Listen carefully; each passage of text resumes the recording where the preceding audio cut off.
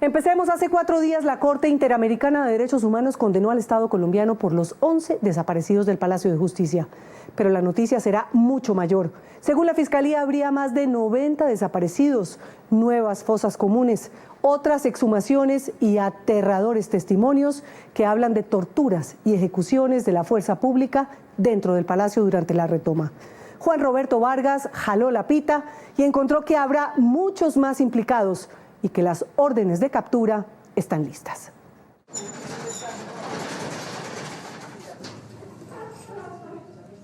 Estas cajas, almacenadas en anaqueles dentro de una fortaleza de la Fiscalía en Bogotá, guardan uno de los más valiosos secretos sobre el doloroso episodio del Palacio de Justicia. Por primera vez, una cámara de televisión pudo llegar hasta este sitio, en donde fiscales, médicos forenses, antropólogos e investigadores del CTI estudian restos humanos que recuperaron en esta fosa hace más de 10 años.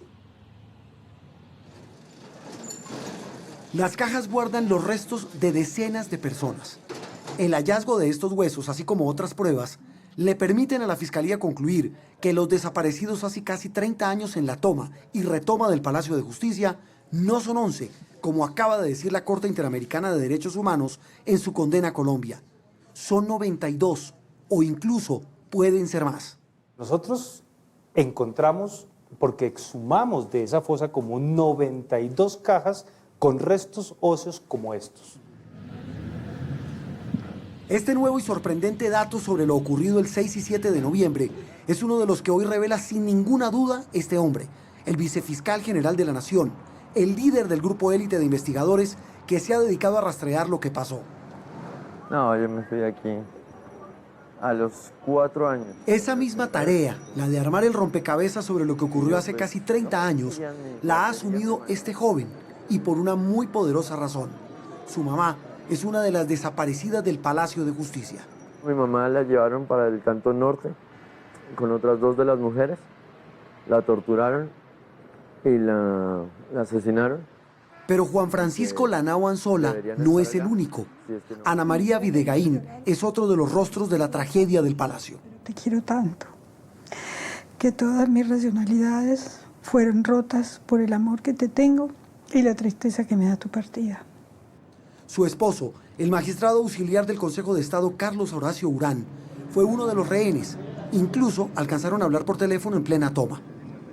Ya en la tardecita me llama diciéndome que el humo ya no los deja, que empezó fuego en el primer piso, que el humo no los deja respirar y que van a tratar de ver si pueden salir por los baños. Pero entonces ahí sí, ya él me dice: cuida de las niñas, te quiero como siempre, y un beso.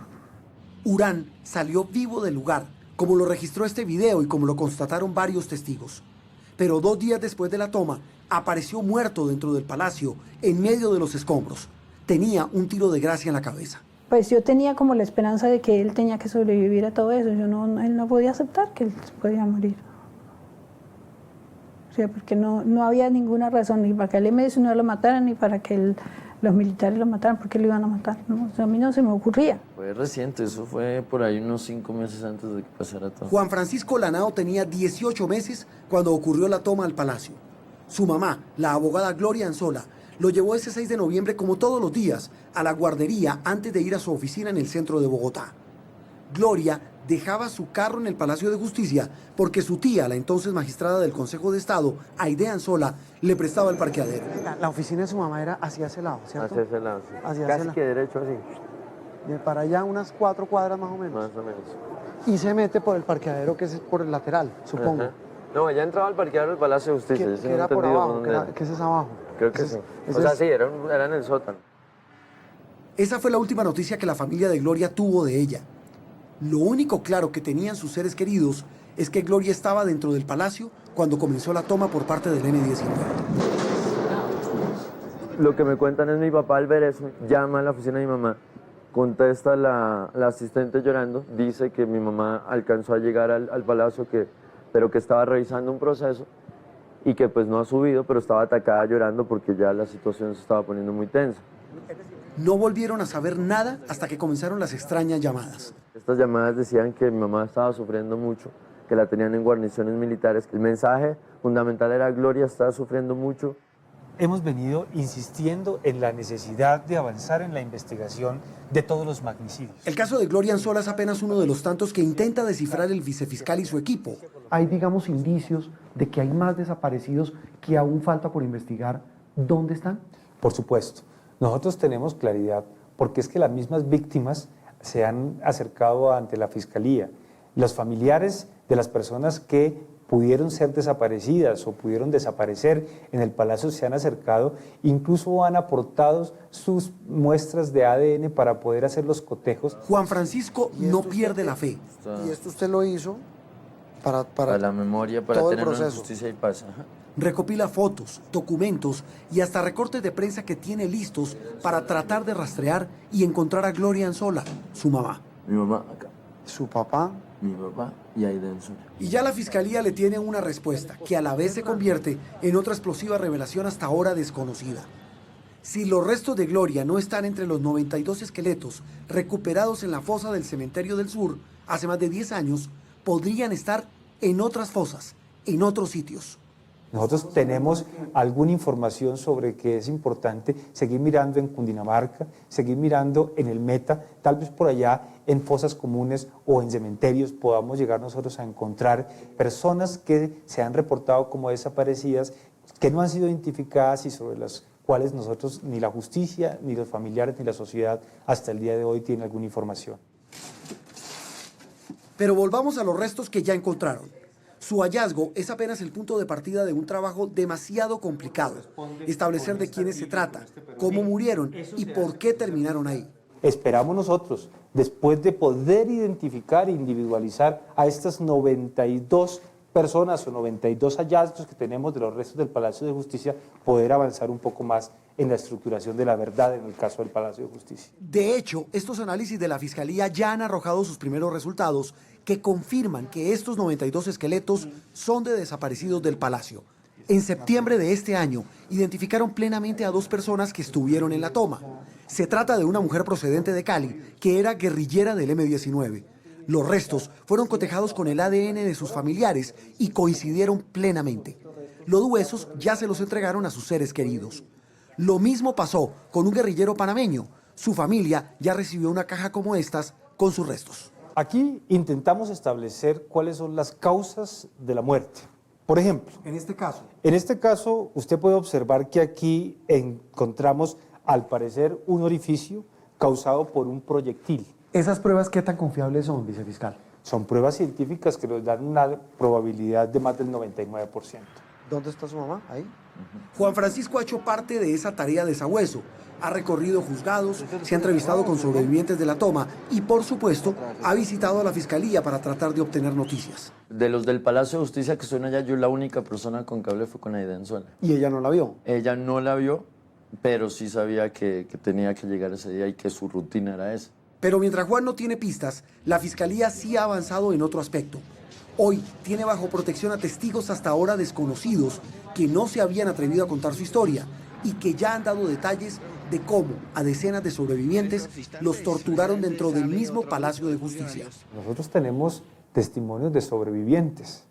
Es decir, cuando estamos hablando de torturas, estamos hablando de personas que incluso con posterioridad, porque pudieron salir con vida del Palacio de Justicia, nos han comentado que han sido víctimas de tortura o que conocieron de casos de tortura al interior del Palacio. Ese pudo ser el caso del magistrado Urán. La primera versión oficial indica que murió en el fuego cruzado, pero la misma Corte Interamericana de Derechos Humanos asegura que fue una ejecución extrajudicial con un tiro de gracia. Me fui a ver a José Vicente Rodríguez en la Universidad Nacional. Él me muestra que sí tenía la autopsia que habían hecho en el 85. Y me dice, no, este tiro no puede ser fuego cruzado. No puede ser fuego cruzado porque este tipo de balas no era el que tenían ni el M-19 ni tenía los soldados. O sea, no eran fusiles de soldados. Este tipo de bala es una bala de la policía o de un oficial. Esa misma suerte, cree la Fiscalía, pudieron haber corrido otras personas que estaban dentro del palacio. Y esa es otra de las grandes conclusiones. Por ejemplo, el famoso evento de lo que habría sucedido en unos baños del Palacio de Justicia, cómo al parecer allí habrían terminado muertos algunos visitantes, algunos funcionarios, pero también algunos magistrados. La otra conclusión de la Fiscalía es que hubo falsos testigos que desviaron la investigación, alteraron las evidencias y mintieron sobre lo que realmente pasó en la retoma. Eso, por ejemplo, pasó en el caso del magistrado Urán. Estamos hablando de testigos que en el proceso durante estos 29 años fueron recogidos, testimonios que hoy sabemos no eran verídicos porque han venido avanzándose en investigaciones y se han venido desvirtuando esas hipótesis. Y no solo desviaron investigaciones, la Fiscalía tiene la certeza y múltiples pruebas de que los militares sabían días antes que el M-19 se iba a tomar el palacio.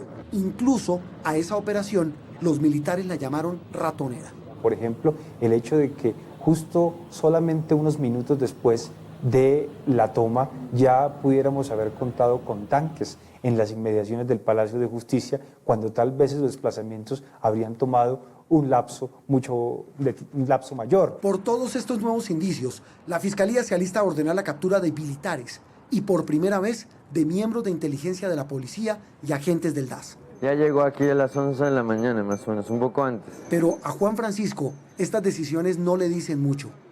Para él, lo único importante es que se sepa qué pasó con su mamá. Para mí, recuperar el cuerpo sería algo realmente reparador y una forma de cicatrizar la herida. Uno dice, bueno, yo tengo los restos de mi mamá, les puedo dar cristiana sepultura y asegurarme de que ella descansa en paz, siquiera tengo los restos. Pero el hecho de no tener ni siquiera, uno carece del concepto como mamá, fui criado por un ángel como mamá sustituta, pero no voy a llegar a tener el concepto real de madre. Y eso va a pasar toda la vida. Ana María, la esposa del asesinado magistrado Urán, piensa igual, que la clave está en los desaparecidos, en su memoria y en sus familias. La primera cosa que yo pienso que tiene que aprender el país es primero aprender a oír a las víctimas, oír el reclamo y hacerse dueño de ese reclamo. Porque si el país y la sociedad se hace dueño de ese reclamo, es que estas cosas no pueden volver a suceder. Pero para la Fiscalía el tema no es solo investigar y llegar al fondo de lo que pasó. En medio de la avalancha de pistas y revelaciones, tienen una propuesta que sin duda levantará ampolla.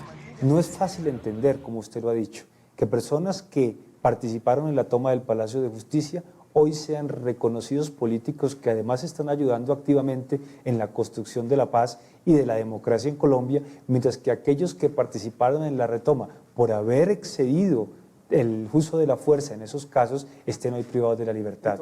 Eso es un mensaje totalmente contradictorio que deslegitima al Estado y deslegitima a la justicia. Yo creo que esto ya se resuelve en muy corto tiempo. Creen que los militares ya detenidos y los uniformados que van a implicar deben ser cobijados con una especie de ley de punto final, un borrón y cuenta nueva, una ley de perdón, pero no olvido. Es decir, a los militares que están presos, procesados, ¿podrían ser incluidos en ese proceso, digamos, de justicia transicional? Yo creo que deberían ser incluidos. Es la única forma, Juan Roberto, de que nosotros podamos conocer la verdad de lo que pasó. A la ciudadanía, a los colombianos, no solo les interesa la justicia, sino que les interesa, y sobre todo a las víctimas, que se alcance la verdad. Que se sepa la verdad, aunque sea 29 años después.